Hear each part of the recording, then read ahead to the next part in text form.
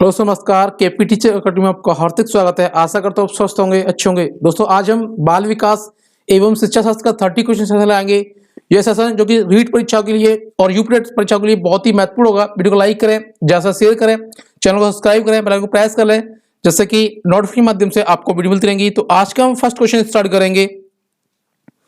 वह आवास के आधार पर व्यक्तित्व का वर्णन कहा जाता है। ए है गहन दृष्टिकोण, बी है सतही दृष्टिकोण, सी है मानकीय दृष्टिकोण, डी है प्रेक्षणात्मक दृष्टिकोण। तो क्वेश्चन पूछा जा रहा कि वह आवास के आधार पर व्यक्तित्व का वर्णन कैसे कर सकते हैं या किस प्रकार से किया जा सकता है, यह क्वेश्चन पूछा जा रहा है। ऐसे क्वेश्चन समझ सकते हैं तो सतही दृष्टिकोण के माध्यम से कर सकते हैं। तो हमारा आंसर करेक्ट हो जाएगा बी। अगला क्वेश्चन देखेंगे। व्यक्तिगत भेद पाए जाते हैं। ए है बुद्धि स्तर में, बी है अभिवृत्ति में, सी है गतिवाही योग्यता में, डी है ये सभी। तो क्वेश्चन पूछा जा रहा है कि व्यक्तिगत भेद जो पाए जाते हैं वो किस प्रकार से पाए जाते हैं, ये पूछा जा रहा है क्वेश्चन में। तो व्यक्तिगत जो भेद पाए जाते हैं, जो भेद होते हैं, जो अंतर पूछ रहा है यहाँ पे कि बुद्धि स्तर में भी पाए जाते हैं और अभिवृत्ति स्तर में, गतिवाही योग्यता में। इसके अकॉर्डिंग मुझे आंसर करेक्ट हो जाएगा डी ये सभी। टिक करेंगे यहां पे। अगला क्वेश्चन देखेंगे। चिंतन प्रारंभ होने के लिए क्या आवश्यक है? फर्स्ट ऑप्शन है पूर्व अनुभव, सेकंड है भाषा, थर्ड है तर्क, फोर्थ है समस्या। तो क्वेश्चन पूछ रहा है कि चिंतन प्रारंभ करने के लिए क्या आवश्यक होगा। यह क्वेश्चन पूछ रहा है चिंतन प्रारंभ करने के लिए पूर्व अनुभव होना, भाषा का होना, तर्क होना, समस्या का होना। सबसे ज्यादा बेस्ट होगा इसमें से कि पूर्व चिंतन करने के लिए यहाँ पे जो आंसर होगा करेक्ट होना चाहिए, समस्या का होना बहुत जरूरी होगा। तो हमारा आंसर करेक्ट हो जाएगा डी। अगला क्वेश्चन देखेंगे। बुद्धि लब्धि संप्रत्य विकसित किया। फर्स्ट ऑप्शन है बिने ने, सेकंड है रीड ने, सी है टर्मन ने, डी है कैटल ने। तो क्वेश्चन पूछ रहा कि बुद्धि लब्धि जो संप्रत्य विकसित किया था किस मनोवैज्ञानिक के द्वारा किया गया था, यह क्वेश्चन पूछा रहा है। तो जैसे बात करते हैं, यह बुद्धि लब्धि जो संप्रत्य विकसित किया था वह टर्मन के द्वारा किया गया था। तो हमारा आंसर करेक्ट हो जाएगा यहाँ पे सी। अगला क्वेश्चन देखेंगे। प्रगतिशील परिवारों में बच्चों में अपेक्षाकृत कौन सा प्रेरक अधिक प्रबल होता है? ए है संबंधन, बी है जिज्ञासा, सी है उपलब्धि, डी है आक्रामकता। तो क्वेश्चन पूछा जा रहा है कि प्रगतिशील जो परिवारों में बच्चों में अपेक्षाकृत कौन सा प्रेरक अधिक प्रबल पाया जाता है, यह क्वेश्चन पूछा जा रहा है। तो जो प्रगतिशील परिवारों में जो अपेक्षाकृत सबसे ज्यादा प्रेरक पाया जाता है वो अधिक प्रबल होता है उपलब्धि। तो हमारा आंसर करेक्ट हो जाएगा यहाँ पे सी। अगला क्वेश्चन देखेंगे। निम्न में से कौन सा पिछड़ेपन का कारण नहीं है? क्वेश्चन नेगेटिव में पूछा गया है। ऑप्शन देखेंगे। ए है सामान्य बुद्धि का अभाव, बी है शारीरिक दोष, सी है विशिष्ट पिछड़ापन, डी है स्वास्थ्य वातावरण। तो क्वेश्चन पूछा जा रहा है कि निम्न में से कौन सा पिछड़ेपन का कारण नहीं है। जो पिछड़ेपन का कारण नहीं होगा वो हो जाएगा यहाँ पे हमारा स्वास्थ्य वातावरण। तो आंसर करेक्ट हो जाएगा डी। अगला क्वेश्चन देखेंगे। वीडियो को लाइक करते हैं, चैनल को सब्सक्राइब करें, बेल आइकन को प्रेस कर लें, जिससे कि नोटिफिकेशन के माध्यम से आपको वीडियो मिलती रहेंगी। क्वेश्चन देखेंगे। व्यक्तित्व का पहला प्रकारात्मक वर्गीकरण प्रस्तुत किया। फर्स्ट ऑप्शन है मुन ने, बी है सेल्डन ने, सी है हिप्पोक्रेटस ने, डी है कैटल ने। तो क्वेश्चन में पूछा जा रहा कि व्यक्तित्व का पहला प्रकारात्मक वर्गीकरण किस मनोवैज्ञानिक के द्वारा प्रस्तुत किया गया था, यह क्वेश्चन पूछा रहा है। तो जैसे बात करते हैं यहाँ पे कि हिप्पोक्रेटस ने प्रकारात्मक वर्गीकरण का प्रस्तुत किया था। तो आंसर इसका करेक्ट होगा यहाँ पे हमारा सी। अगला क्वेश्चन देखेंगे। सामान्य तथा विशिष्ट कारक सिद्धांत का प्रतिपादन किया था।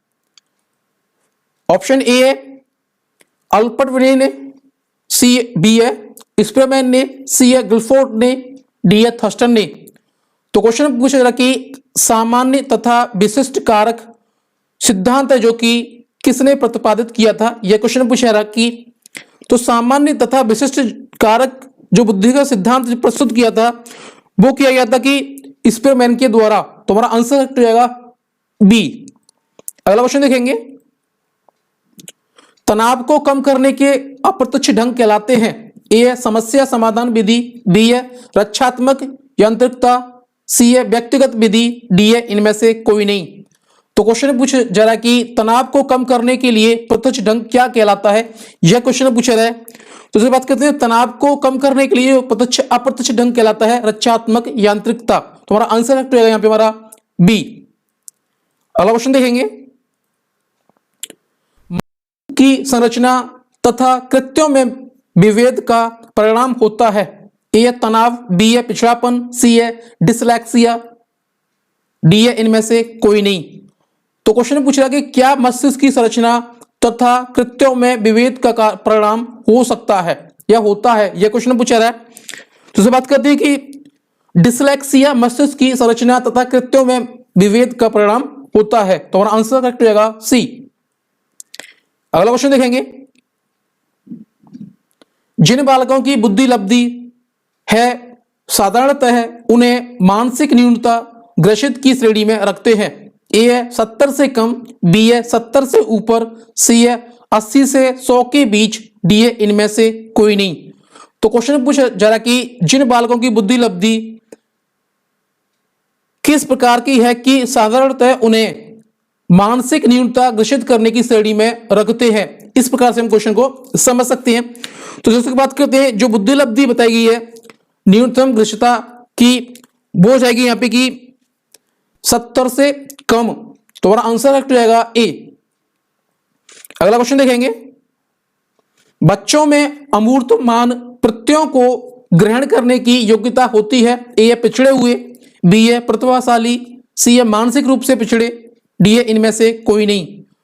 तो क्वेश्चन पूछ रहा है कि क्या बच्चों में अमूर्तमान प्रत्ययों को ग्रहण करने की योग्यता होती है, यह क्वेश्चन पूछा रहा है। तो इसे बात करते हैं कि बच्चों में अमूर्तमान प्रत्ययों को जो ग्रहण करने की योग्यता होगी या होती है, उसके कारण या जो भी है, तो इसके अकॉर्डिंग हमारा जो आंसर करेक्ट हो जाएगा बी प्रतिभाशाली में होती है। तो आंसर करेक्ट हो जाएगा बी। अगला क्वेश्चन देखेंगे, निम्न में से कौन सा मूल्यांकन का प्रकार नहीं है? क्वेश्चन नेगेटिव में पूछा गया है। फर्स्ट ऑप्शन है मानक, सेकंड है निर्माणात्मक, सी है योग्यतात्मक, डी है सीसीई। तो क्वेश्चन पूछा जा कि निम्न में से कौन सा मूल्यांकन का प्रकार नहीं है, मूल्यांकन नहीं पूछा जा रहा है। तो जो मूल्यांकन का प्रकार नहीं होगा वो मानक होगा। तो आंसर करेक्ट हो जाएगा ए। टिक करेंगे यहाँ पे। अगला क्वेश्चन देखेंगे, वीडियो को लाइक करते हैं, साथ ही साथ में चैनल को सब्सक्राइब करें, बेल आइकन को प्रेस कर लें, जिससे कि नोटिफिकेशन माध्यम से आपको वीडियो मिलती रहेंगी। निम्न में से कौन सी सामाजिक रूप से वंचित की समस्या नहीं है? फर्स्ट ऑप्शन है ए है सीखने के लिए प्रेरणा का अभाव, बी है सृजनशीलता को पोषित कर होने के अवसर नहीं मिलना, सी है रहने के लिए स्वस्थ परिवेश, डी है विद्यालय में पक्षपात पूर्ण वातावरण का सामना करना। तो क्वेश्चन पूछा जा रहा है कि निम्न में से कौन सी सामाजिक रूप से वंचित समस्या की नहीं है, क्वेश्चन नेगेटिव में पूछा गया है।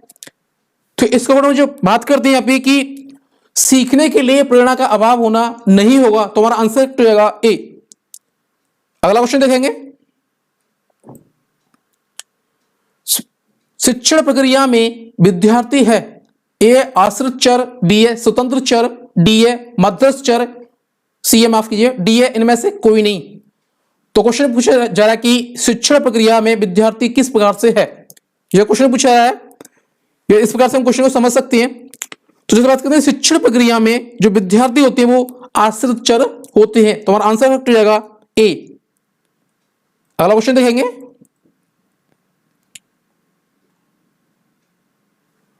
आरटीई एक्ट 2009 के अनुसार शिक्षक हेतु प्रति सप्ताह कार्य घंटे हैं? ए 40, बी है 42, सी है 45, डी है 48। तो क्वेश्चन पूछे जरा कि RT act right to education के अकॉर्डिंग 2009 के अनुसार शिक्षक के कार्य करने की प्रति सप्ताह कार्य करने की घंटा की सप्ताह की संख्या क्या है। इस प्रकार से हम क्वेश्चन को समझेंगे। तो आरटी एक्ट 2009 के अनुसार जो शिक्षक का जो प्रति सप्ताह कार्य करने की जो क्षमता है या कार्य करने के जो घंटे हैं इसके अकॉर्डिंग हमारे जो 45 घंटे मापे गए, तो हमारा आंसर करेक्ट हो जाएगा सी। अगला क्वेश्चन देखेंगे। एनसीएफ 2005 बल देता है ए करके सीखने पर, बी रटने पर, सी समस्या हल करने पर, डी ये सभी।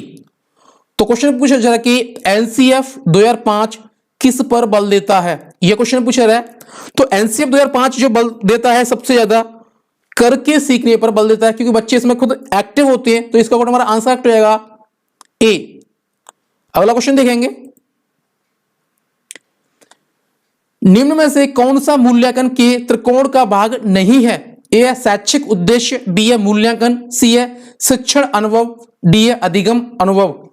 तो क्वेश्चन पूछ रहा है कि निम्न में से कौन सा मूल्यांकन त्रिकोण भाग का नहीं है। क्वेश्चन नेगेटिव में पूछा गया है, तो जैसे कि नहीं होगा वो इसका हमारा जो आंसर करेक्ट होना चाहिए इसमें कि शिक्षण अनुभव नहीं होगा मूल्यांकन के अकॉर्डिंग। हमारा आंसर करेक्ट हो जाएगा सी। अगला क्वेश्चन देखेंगे। क्रियात्मक अनुसंधान के महत्व के बारे में निम्न में से कौन सा कथन सही नहीं है। यह भी क्वेश्चन नेगेटिव में पूछा गया है। तो फर्स्ट ऑप्शन देखते हैं, उपभोक्ता ही अनुसंधान करता है, बी समस्याओं का हल शीघ्रता से प्राप्त हो जाता है, सी समस्याओं का हल अभ्यास में लिया जाता है और उसका मूल्यांकन नहीं किया जाता है, डी उपरोक्त में से कोई नहीं। तो क्वेश्चन पूछा जा रहा है कि क्रियात्मक अनुसंधान के महत्व के बारे में निम्न में से कौन सा कथन सही नहीं होगा, यह क्वेश्चन पूछा जा रहा है। तो क्वेश्चन नहीं होगा जो कि उपरोक्त में से कोई नहीं होगा, तो हमारा आंसर तो यहां पे डी। अगला क्वेश्चन देखेंगे। वातावरण वह भारी शक्ति है जो हमें प्रभावित करती है, किसने कहा था। फर्स्ट ऑप्शन है ए वुडवर्थ ने, बी है रॉस, सी है एना एस्टेसी, डी है इनमें से कोई नहीं।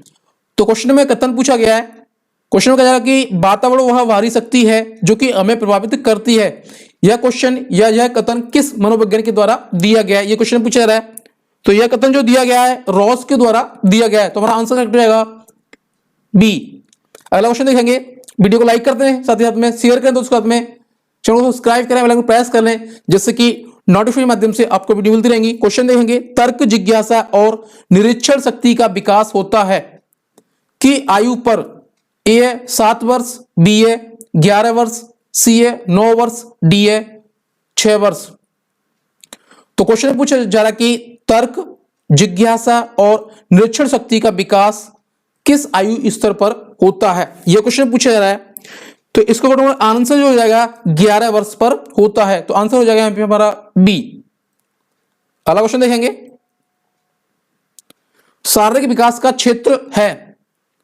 फर्स्ट ऑप्शन है स्नायु मंडल, बी है मांसपेशियों की वृद्धि, सी है एंडोक्राइन ग्लैंड्स, डी है ये सभी। तो क्वेश्चन पूछा जा रहा है कि शारीरिक विकास क्षेत्र किस प्रकार से होता है, यह क्वेश्चन पूछा जा रहा है। तो शारीरिक विकास का क्षेत्र जो होता है वो इसका हमारा आंसर करेक्ट होना चाहिए स्नायु मंडल, मांसपेशियों की वृद्धि और एंडोक्राइन ग्लैंड्स, और इसका हमारा आंसर करेक्ट रहेगा ये सभी डी। अगला क्वेश्चन देखेंगे। इस अवस्था में बालकों में नई खोज करने की और घूमने की प्रवृत्ति बहुत अधिक बढ़ जाती है। ए शैशव, बी है उत्तर बाल्यावस्था, बाल्यकाल, किशोरावस्था, डी है प्रौढ़ावस्था। तो क्वेश्चन पूछा जा रहा है कि इस अवस्था में बालकों में नई खोज करने की और घूमने की प्रवृत्ति बहुत अधिक बढ़ जाती है, वह कौन सी अवस्था होगी। क्वेश्चन के अकॉर्डिंग ऐसे क्वेश्चन समझ सकते हैं। तो बात करते हैं कि बाल उत्तर बाल्यकाल होती है या उत्तर बाल्यावस्था होगी, तो हमारा आंसर करेक्ट हो जाएगा बी। अगला क्वेश्चन देखेंगे। अधिगम अंतरण का थॉर्नडाइक सिद्धांत कहा जाता है। ए समानता सिद्धांत, बी है अनुरूप तत्वों का सिद्धांत, सी है औपचारिक नियमों का सिद्धांत, डी है उपरोक्त में से कोई नहीं। तो क्वेश्चन में पूछा जाए कि अधिगम अंतरण का थॉर्नडाइक सिद्धांत किस प्रकार से कहा जाता है, यह क्वेश्चन में पूछ रहा है। तो बात करते हैं कि अनुरूप तत्वों का सिद्धांत है जो कि अधिगम अंतरण का थॉर्नडाइक सिद्धांत कहा जाता है। तो हमारा आंसर हो जाएगा बी। अगला क्वेश्चन देखेंगे, निम्न में से कौन सा वंशानुक्रम का नियम नहीं है। क्वेश्चन नेगेटिव में पूछा गया है। ए है समानता, बी है भिन्नता, डी है प्रत्यागमन, सी है माफ कीजिए डी है अभिप्रेरणा। तो क्वेश्चन पूछ रहा है कि निम्न में से कौन सा वंशानुक्रम का नियम नहीं होगा, यह क्वेश्चन पूछ रहा है।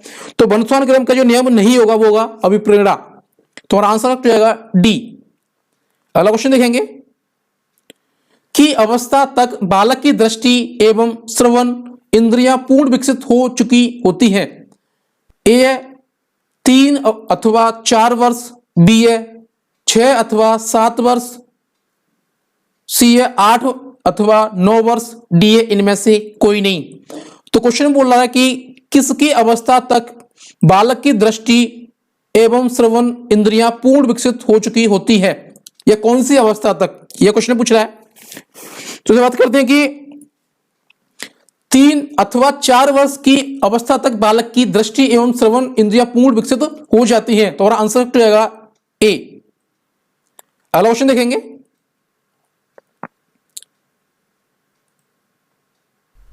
संकेत अधिगम के अंतर्गत सीखा जाता है। ए पारंपरिक अनुकूलन, बी है मनोविज्ञान, सी है वातावरण, डी है मनोदेहिक। तो क्वेश्चन पूछ रहा है कि संकेत अधिगम के अंतर्गत रखा जाता है या सीखा जाता है किस प्रकार से, ऐसे क्वेश्चन समझ सकते हैं। तो इसे बात करते हैं कि संकेत अधिगम के अंतर्गत चूंकि पारंपरिक अनुकूलन के द्वारा सीखा जा सकता है। तो हमारा आंसर हो जाएगा ए। अगला क्वेश्चन देखेंगे, निम्न में से कौन सा उदाहरण अर्जित प्रेरक का है। ए है भूख, बी है पुरस्कार, सी है रुचि, डी है विश्राम।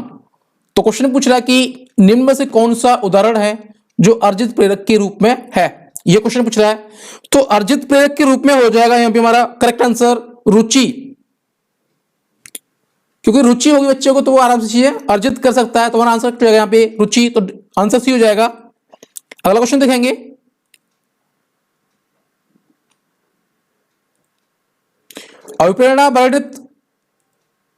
अभिप्रेरणा वर्णित होती है। ए है ज्ञानात्मक जागृति द्वारा, बी है भावात्मक जागृति द्वारा, सी है ए और वी दोनों, डी है इनमें से कोई नहीं।